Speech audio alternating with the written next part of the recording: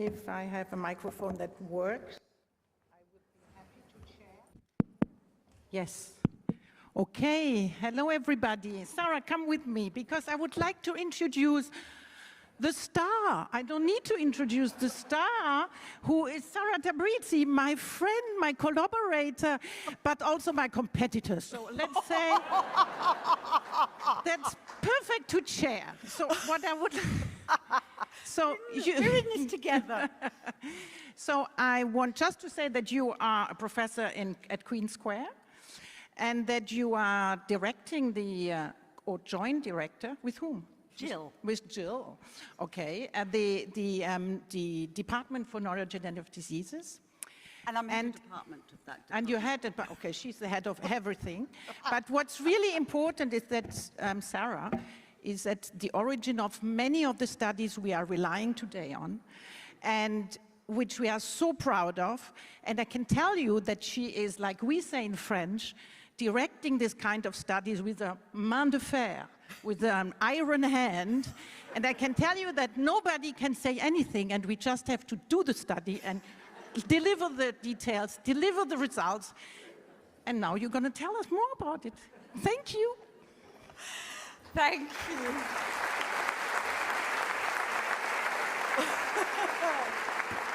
So, I'd like to thank Alexandra, who has been a dear collaborator and friend for over 20 years, and who was one of our sites in TRACK-HD, and Alexandra is the best. So I'm going to tell you about updates on Huntington's mechanisms and therapeutics from my perspective.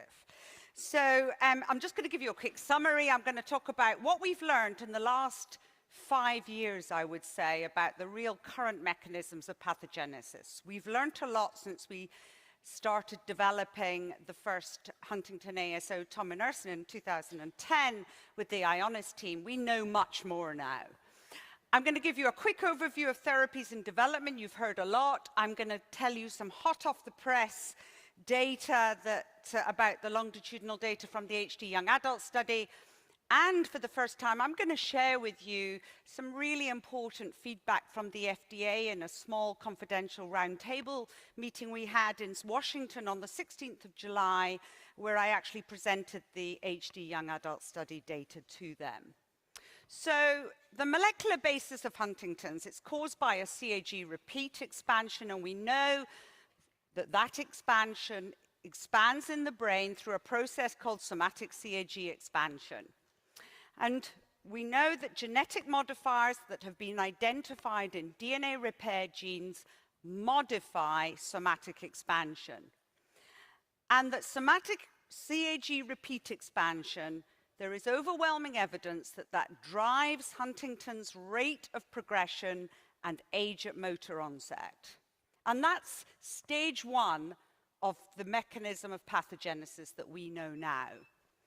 So the toxicity driver, however, is stage 2. And the toxicity driver is mutant Huntington. This is the mutant Huntington gene.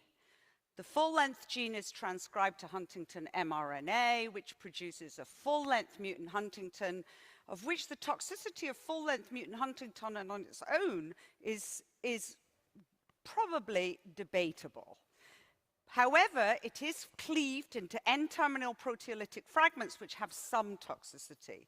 However, as the CAG expansion gets larger through somatic expansion, and particularly when it gets above 60 CAG repeats, and this has now been shown in human brain as well, there is alternative splicing discovered by Jill of the Huntington mRNA. And this is the Huntington 1A mRNA fragment. And that produces, as Eric told you yesterday, a highly toxic exon 1 protein that forms nuclear aggregates, which plays a central part in the pathogenesis of the disease. So that's what we know now as the complex pathogenesis of Huntington's disease. I haven't touched on RNA toxicity because it's still important, but not yet completely well understood. So why do we have to target somatic expansion? Well, we have to target somatic expansion. And we know that those subjects who have more expansion have an earlier age of onset. You've heard a lot about this in this meeting, and you'll hear more this afternoon, modified by many different DNA repair genes, and modified, we do a lot of work on MSH3, and this is a beautiful review by David Altshuler, who's the boss at Vertex, used to run the Broad, and I think when therapeutic targets and drug development have been validated through human genetics, Mother Nature has done the experiment for you. So these are human genetic validated targets, and Travis just did a beautiful talk about PMS1. PMS1 and MSH3 are both highly tolerant of loss of function, and downregulating them will slow somatic expansion. The other approach that's being looked into is upregulating FAN1. Now, why do we have to target exon 1? So at the HDF meeting last month, there were two really good talks. Well, there were many good talks, actually. Many of you are in the audience. Sorry, there weren't just two good talks. There were loads of good talks. But there were two talks that were important, I think, regarding Huntington exon 1. One was Jeff Carroll, and Jeff, who, as Ed told you, yes, is not here, but Jeff, as many of you know, is an arch skeptic. And Jeff presented data that he had done. He does many therapeutic studies in mice. These were the Q111 mice, and he had tested a number of different approaches. And he had tested an ASO against Huntington exon 1. And comparing it to full-length Huntington and other approaches. And this is just one slide from Jeff. And Jeff said, this is the best transcriptional rescue we've ever observed in an interventional study. And the transcriptional rescue was really near back to the wild type. And this was Jeff's slide. So I think this is really important preclinical evidence of why you have to target exon 1. This is actually from Jill's talk at the same meeting. This is the Q175 mice. They're treated with a Huntington siRNA targeting total Huntington, and then a Huntington siRNA targeting the intron 1 fragment, the exon 1A fragment only. And this is the data on aggregation, and Jill did aggregation and transcription. This is untreated. This is the full-length Huntington siRNA, and this is the one targeting the exon 1 fragment, 6 months and 10 months. This is aggregation and nuclear aggregation. And this is the rescue you get with the full-length Huntington siRNA. And this is what you get with the one targeting the Huntington exon 1 fragment. And even those of you, we used to say you would say that a passing man on the street could see this. We used to say, well, a medical student could even see this. And I'm not a mouse person, but even I can see that there is virtually nothing there. And that's really complete rescue. So collectively, targeting Huntington 1A, and this is actually Jill's slide, has a really pronounced effect on Huntington aggregation and transcriptional regulation, much more than full-length Huntington alone. And these data, I think, have really important implications for therapeutics moving forward. For me, we have to target somatic expansion, and we have to target therapeutics that also target exon 1 to have the best effect and chance at making a difference. So this is an overview of all the different therapies in development. It's a really rich field. That's all you've heard about this morning, and particularly in the last section, lots of exciting things in development. I'm not going to summarize them all, but there's splicing modulators. In red are the ones that are in clinical trials.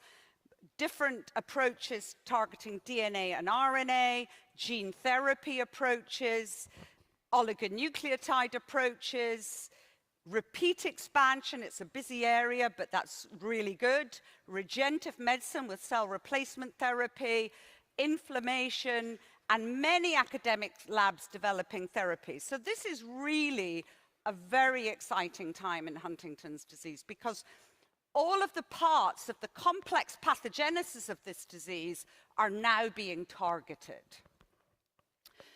So, however, clinical trials in Huntington's disease do require a paradigm shift. And this is a slide that's actually I've taken from Christina Sampao.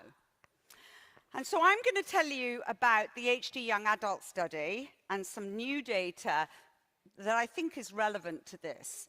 So Nikki and Christelle beautifully introduced this study yesterday.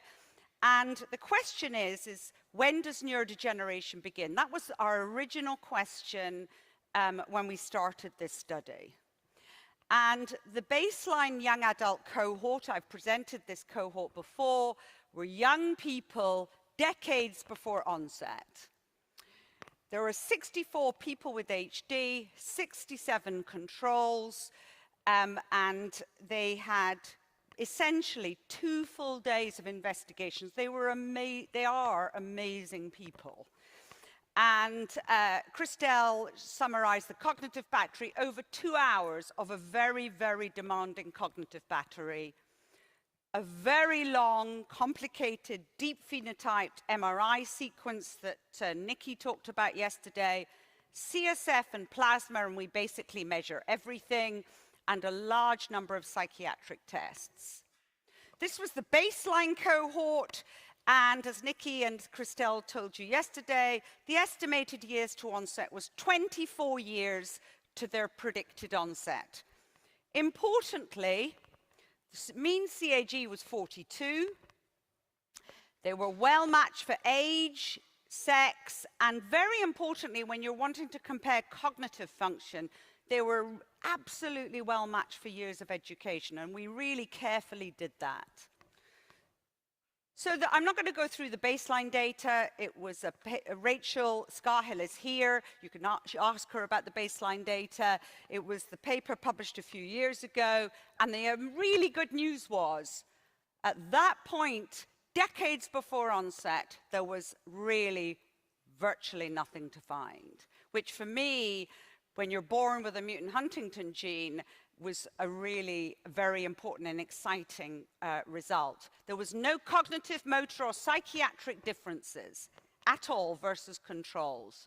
There were no significant differences in brain structure with every single measure, really connectivity, white matter, gray matter. The only thing was a very slightly smaller putamen, but that was not associated with years to onset.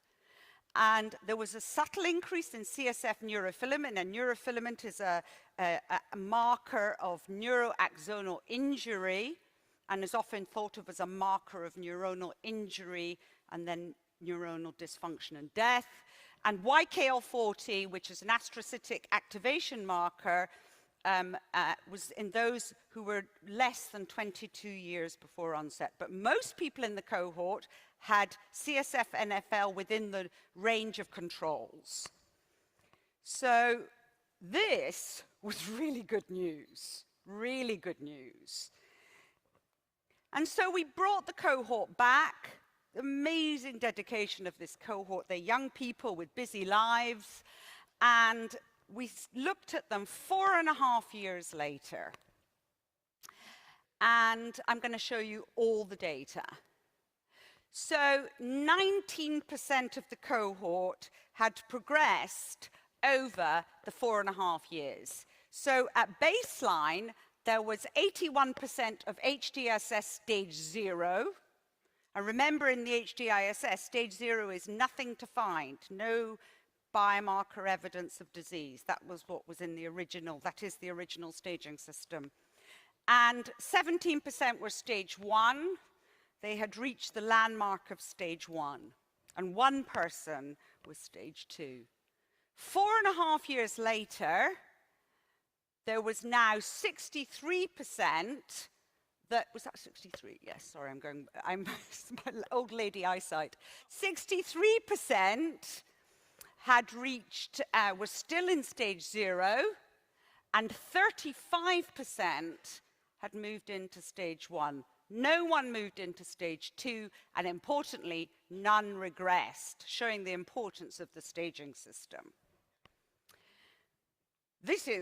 was really good news. There was no significant longitudinal change in this very demanding cognitive battery in any of the motor testing or any neuropsychiatric measure in 4.5 years. The data was no significant different from matched controls. Christelle showed you a little bit of the data yesterday. This is the longitudinal data. So this is really great news. However, there is evidence of the disease process. And so here, this is significant longitudinal change in CSF and NFL. This is NFL. This is the subjects. This is controls. You can see it's flat here. Now, throughout all my slides, I need you to remember that orange is stage 0 and green is stage 1, HDISS stage 0 and 1. And blue is the one person with stage 2. Visit 1, visit 2. And you can see even in stage 0, CSF NFL is going up. And you can see the subjects who are going from stage 0 to 1, there's quite steep trajectories of CSF NFL. And these slopes of the CSF NFL slope trajectory is steeper than at later stages of the disease, suggesting the neurodegenerative process is occurring very subtly, but as early as stage 1. But remember, no functional impairment. We also measured with Henrik Zetterberg and his amazing team in Gothenburg with a very sensitive assay using mass spec, and Mina Farag and the team did this with Henrik, is CSF proencephalin. And this is a marker of medium spiny neurons. It's a functional marker of medium spiny neurons and really is a functional marker of the indirect pathway which degenerates very early.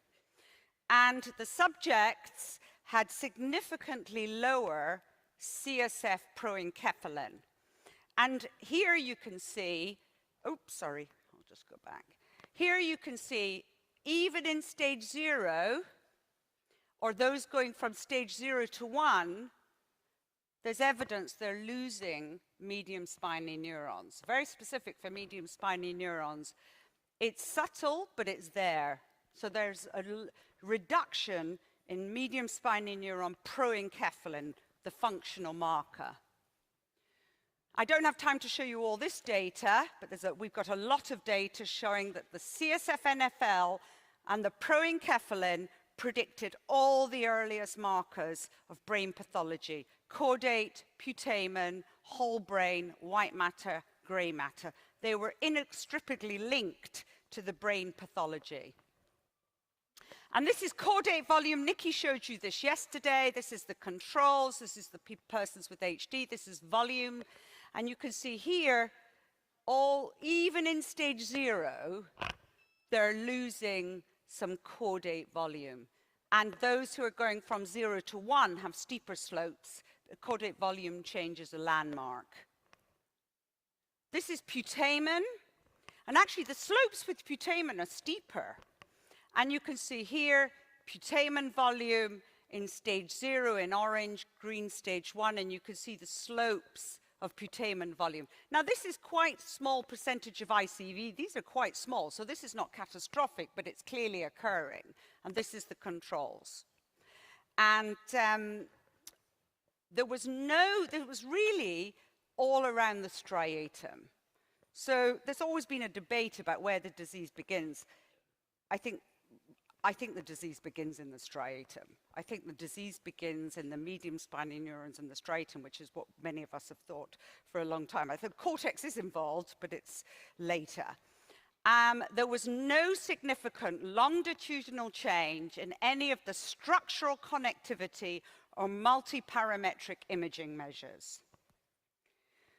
I'm now going to show you some measures of somatic expansion over time, decades before onset, and analyzed using some approaches, some causal modeling similar approaches. And the statistics was all done by Doug Langban. The measures, we collaborated and have a close collaboration with Mark Chiozzi, who's here, and Darren Monkton.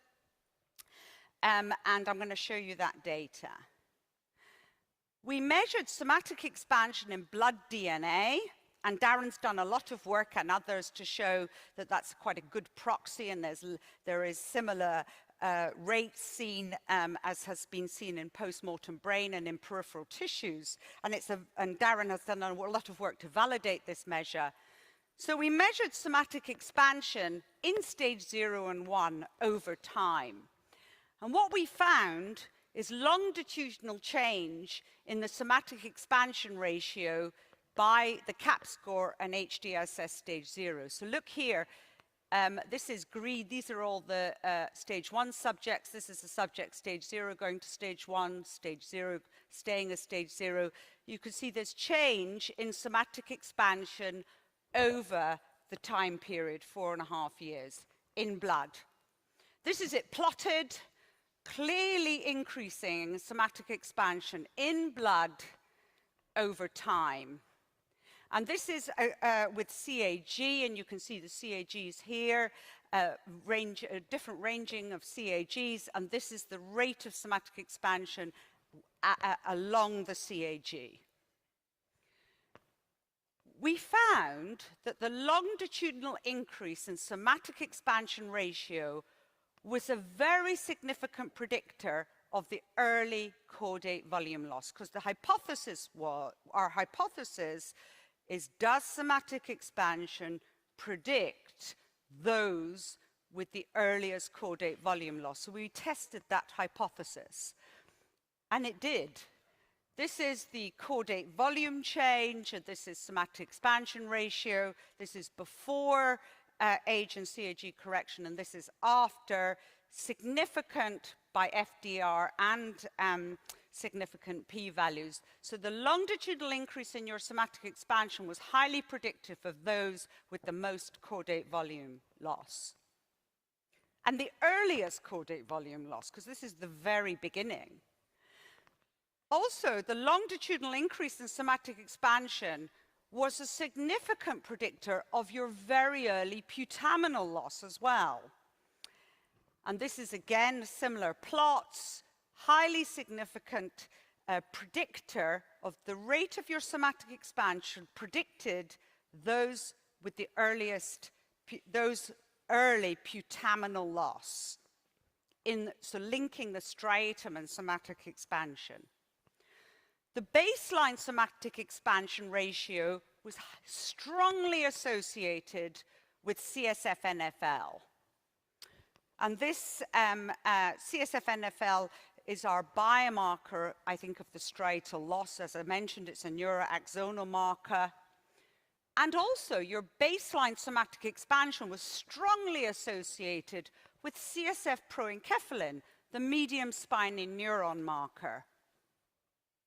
And so this is the result. We also looked at atypical alleles. Now remember, this is quite a small cohort, but Darren and Mark had done the MySeq deep sequencing, and so we wanted to look at Huntington repeat structures. And I won't go into this in detail, but Darren has done many, many beautiful talks on this. This is the typical Huntington structure with the CAG and the CAA interruption. And in our subjects, I need to go on to this side because I can't see the small numbers very well. And then you can see here, we had one person with a duplication. We had 4 people with a double loss. And we had one person with a CCG-CCA loss. So we had a single loss and a double loss of the interruption. And what did that show? Those with those atypical alleles had a highly significant allele effect on the striatal volume loss and CSF-NFL. So even though there were a very small number of people, we were very surprised by this result. Even though there were 1 or 2 people, they had a really big effect. And the atypical allele severity effect on caudate volume, this is the atypical alleles, and you can see here those with the loss, single loss or double loss of interruption had more severe caudate volume loss. Those with the double loss or single loss of interruption had more putaminal volume loss and CSF NFL. Now, we know from the recent bioarchives paper from the GEM consortium that these atypical alleles, those with atypical alleles in 16,000 people, that obviously had more, had earlier age of onset. But now we can show pathologically why that is, because they're associated, even in these very few people, with faster rate of striatal volume loss and higher CSF NFL. They also had higher rates of loss of CSF proenkephalin, which is, as I say, the medium spiny neuron marker. So this is a graphical abstract, which I will talk you through. This is stage 0, stage 1, the beginning of the disease in very young adults. But stage 0, there's absolutely, these are people who are completely well. Remember, the functional data, the cognitive data, completely no different from controls. So they're functioning completely at a very high level. So you're born with your inherited CAG length. We know it undergoes somatic expansion. The somatic expansion in white blood cells is thought of could be a surrogate. We can't do brain biopsies in these living people.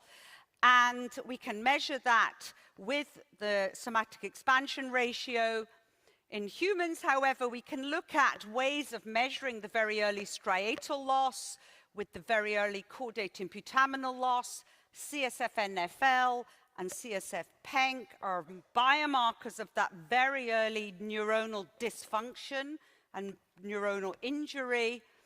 And our measures of somatic expansion give us insights and are predictive of the very early loss. And this is all occurring in stage 0 and 1. And so I think the study is providing living person evidence that somatic expansion appears to drive the very early striatal pathology as early as stage 0. So in conclusion, I've just said this, we have living human evidence that somatic expansion drives the early neuronal dysfunction. Our data suggests a therapeutic window with completely intact clinical function where we can intervene where there is a detectable biomarker measures of very subtle early neuronal dysfunction and neurodegeneration. These data, I think, are really important for therapeutics targeting somatic expansion, which I think have to be started in stage 0 and 1. We want to treat early to stop that cascade of production of the toxic exon 1 protein. And this is a cohort. These are people with no functional decline. These atypical alleles, although rare, have a big effect. So even in 64 people, so if you're going to do a clinical trial, I suggest you do my-seq analysis because those who have atypical alleles may skew your data if you don't know who they are. Our aim as a community is prevention of future neurodegeneration. And I believe we have to start the treatments targeting somatic expansion in stage 0 and 1. After this time point, I think really important, we have to have approaches that target exon 1, which is very good evidence that that's the toxicity driver. I have shown this slide for years and years and years, but I think we're getting slowly there. We want to do clinical trials in people with HD decades before symptom onset, because I think that's our greatest hope of making this a preventable disease. And then I'm going to tell you in the last few minutes about the meeting with the FDA and the HDRSC on the 16th of July, which was a small roundtable confidential meeting attended by industry partners. And I presented the HD young adult data to them, to the whole of the neurology team. The whole neurology team from FDA were there. and Jeff Long also presented statistical data. And this is a slide that's been approved, so I'm not just spouting. This is a slide that's been approved that really, I think, gives us a lot of hope. It was a very positive meeting. They really acknowledged this huge unmet need that we have for Huntington's disease. This is a rare disease, and they acknowledge that. We discussed biomarker integration into the drug development process for stage 0 and 1, plus regulatory considerations for surrogate biomarker endpoints in that group, because there is clinically absolutely nothing to measure. There's no cognitive change and so on. So we have to rely on with surrogate biomarker endpoints. They have rigorous standards for potential surrogate biomarkers, but we discussed caudate and putamen volume and CSF-NFL. Very clearly, we need prognostic evidence that they are predictive for future decline. I think we have that from many different studies. It can't be from one study, it has to be from many studies. Fundamentally linked to the disease pathogenesis. So caudate, putamen volume, and CSF-NFL. I think the HD-YAS study and many others really do show they're fundamentally linked to the disease pathogenesis. What we don't have is that they're responsive to treatment. And I hope we will get that. In stages 0 and 1, the cohorts should be studied post-approval to show long-term clinical effectiveness.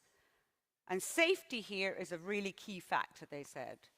What's important, because I specifically asked this question, is efficacy, evidence of clinical efficacy in later HDISS stages, i.e. stage 2, for example, or stage 3, could be evaluated by them for conditional application for the therapeutic to be given to stage 0 and 1 on conditional approval, because they really liked the staging system. It's one disease, one continuum, so if you get clinical efficacy in stage 1 and it's got good safety profile, you may get conditional approval for stage 0 and 1, and you continue to monitor, particularly with the biomarkers. They're open to innovative trial design and platform trials, though they made the point that these are better suited to phase 1 and 2 rather than phase 3. And they're open to discuss early and often shared placebo arms and augmented placebo arms, but what they clearly said is that has to be very rigorously controlled data. It can't be something you did without proper adherence to GCP and clinical trial protocols, and ideally from more than one natural history study. So I came away really buoyed up by this meeting, because I thought, wow, we really do have an opportunity where we may be able to treat people as early as stage 0 and 1. And my vision is a world in which Huntington's disease is no longer something that the families have to worry about. And I think all of us here are passionate about making that a reality. So I'd like to thank you for listening. I'd like to thank my amazing research team, all in blue. I'd like to thank my funders and all my collaborators. But I'd really like to thank the HD Young Adult investigators, the team here who are all here, so please find them and give them a hug. Doug, who's also here, you can find and give him a hug. And Darren and Mark and Christelle and the cognitive team, we are a big team for the investigators. The study is funded by the Wellcome Trust, and the CSF collection has been kindly funded by the CHDI Foundation. And this is us at a recent meeting, and Mina made us special balloons. And I'd like to thank you for listening. And my final slide is I have a job. So I'm advertising. This is the barcode. I didn't do this because I know nothing about tech. But if you scan this barcode, it takes you directly to the job description. And so we're recruiting a new clinical fellow to work on exciting clinical trials like the Alnylam one and others. and the HD Young Adult study. So I'd like to thank you for listening, and I'm happy if I've got any time to take any questions.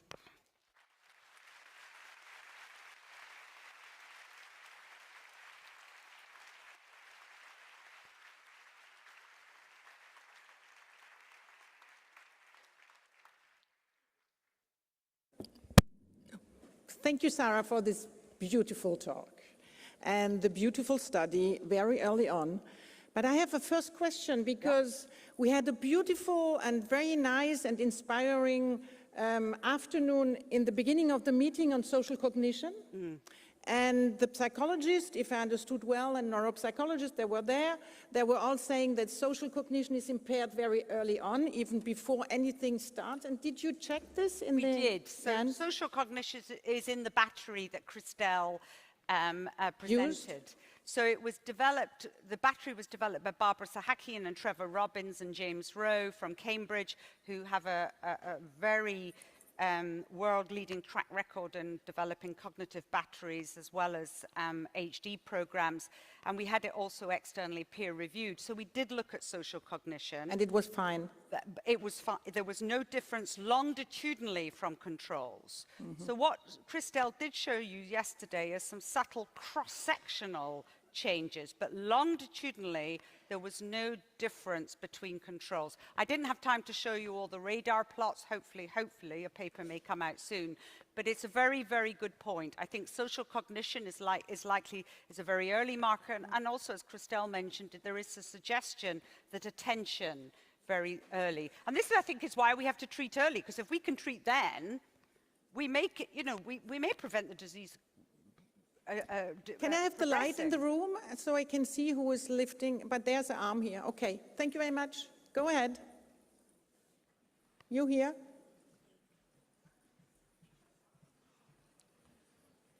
You don't have a mic? I have one. Thank you, Sarah, for a fantastic talk. I'm not even sure if I should ask this question or not, but the young adults who were gene positive, of course, now know that they've already have some progression in the subtle progression. Have you interviewed them to see if they would be willing to do a clinical trial at this point in their lives? Because there's always, yes, we're eager for clinical trials, and if you're manifesting, it's one thing to, okay, I'm going to possibly slow down my disease progression, but if you're a young adult and you still have a lot of years ahead of a very productive life, what is the mentality of these young people in terms of, are they willing to be subjected to something that may alter their quality of life? It's a really good question, Dina. So that's exactly why we're doing this study. We're not doing this study just for phenomenology. We're doing this study to develop the framework for treating in stage 0 and 1, and that's really why I wanted to show the feedback from the FDA, because it was really positive. The overwhelming reason these amazing young people do our study, and it's stressful for them, is because they want to go into a clinical trial.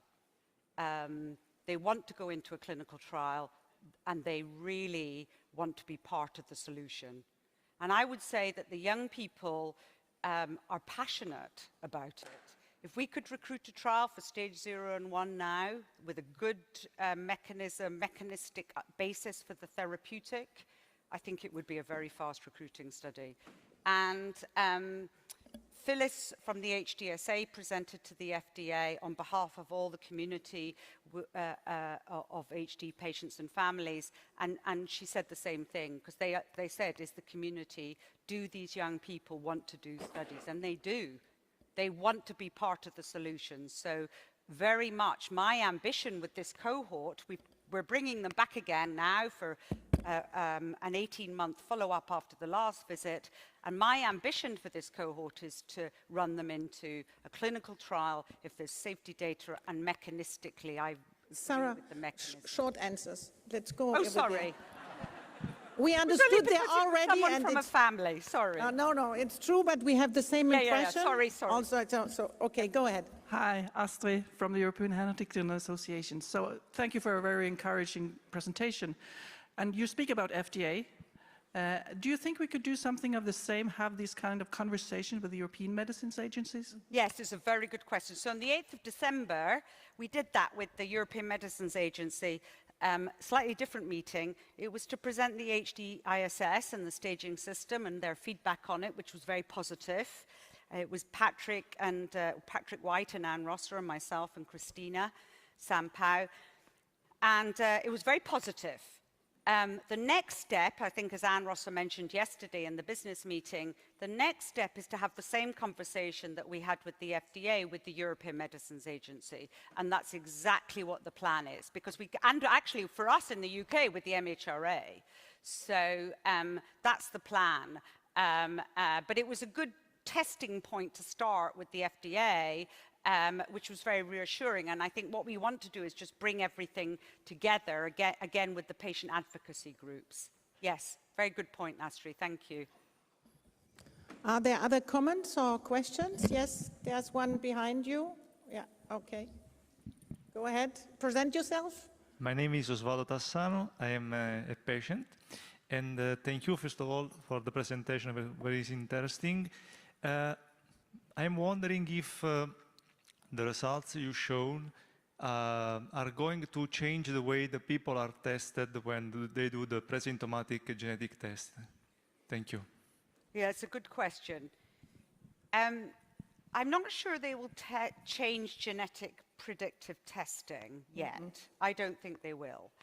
What I think will change predictive genetic testing, and Michael Hayden did a very nice article on this in The Lancet about 10, 15 years ago, where he really, and this was a very insightful article. I think when we have a therapeutic, when we have something that changes the course of the disease, genetic testing will change.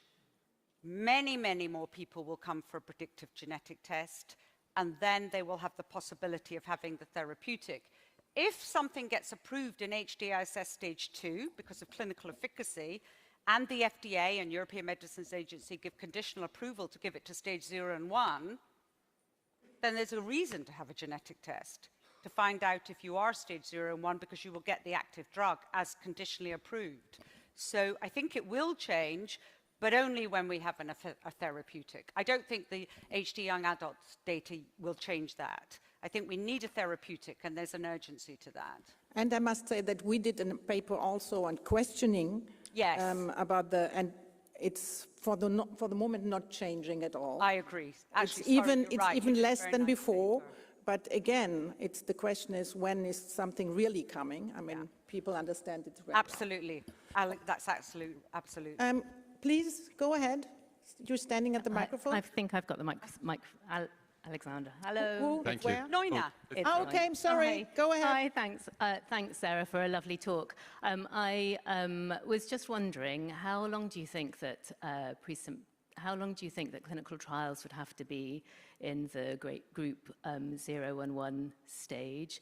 And do you think that what the FDA have said would mean that actually those later onset trials could carry on going ahead and prevent having those really young people to go through clinical trials? Yeah, it's a really good question. So what I was reassured by is if something looks good in HDISS stage 2 or stage 3, I was really reassured that because of the staging system, they'll give potential conditional approval for stage 0 and 1, but Teresa emphasized safety, so that's important.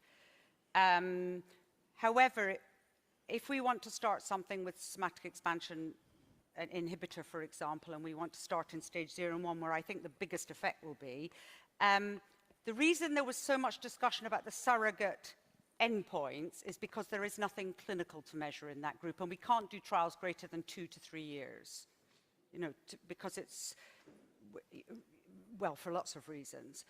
So the reason we had a lot of discussion about the caudate putamen CSF-NFL, caudate and putamen in particular, but also CSF-NFL, is for that reason, and that's why I wanted to show them the HD young adult data, because I think they could be surrogate biomarker endpoints in stage 0 and 1, and that's why they have prognostic evidence, they are linked to the pathogenesis. We need to do more work, but I think trials, and in a, hopefully what will be a paper, we do sample size calculations for stage 0 and 1 trials over a 2-year period with these surrogate biomarker endpoints. So I think it's possible, and that was why we wanted to have the discussion, and they were open to that. Sorry, but let me take a last question, because then I think we have to stop. Sorry. Go ahead. Thank you. Fred Marshall from the University of Rochester. Been doing this research since 1994, many clinical trials.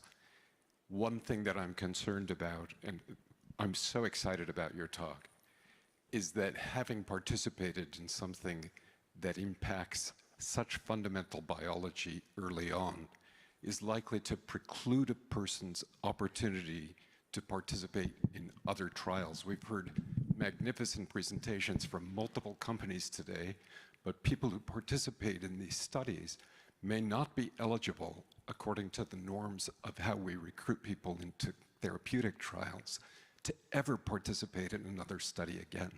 It's an opportunity cost, and I'm just imploring the community to take that very seriously as we think about which one of these interventions to subject this eager, early, as yet asymptomatic group.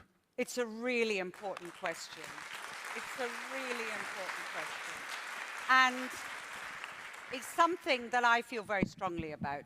So other than gene therapy, which is a one and done and irreversible, all the other therapies, small molecules, oligonucleotides, have a washout. And I feel really strongly that companies need to think about this, that when they're doing recruitment, we should be letting people be in studies after the appropriate washout, if appropriate. And so you're absolutely right. Being in a clinical trial is an altruistic, a very altruistic thing to do as a participant. And so if we do stage 0 and 1... If I may say, yeah. You mean that intervening on the somatic instability would be irreversible? We couldn't reverse this? We can. That's, I think, what you think. Can we reverse it? Yeah, I think we can reverse it, but I think what you're saying is that if we do clinical trials in this cohort, they mustn't then be excluded from doing other trials. I understood, but I don't think so. Well, this is something for the community to settle. No, but I mean, the question is already, why would we go on the somatic instability at all? Because what we are measuring is only to the right side, but to the left side with smaller alleles, it does exist also. So this has something we have to revise together. But it's true that there are people, you saw how many trials are out there? How many people do we have to get all in these trials? So it will be interesting how this goes, yes. And I think we have to let people be in more than one trial if one trial is unsuccessful. I certainly agree. Yeah. Okay, thank you very much, and thank you all. Thank you. You're wonderful. Oh, sorry, I interrupted. No, I liked it because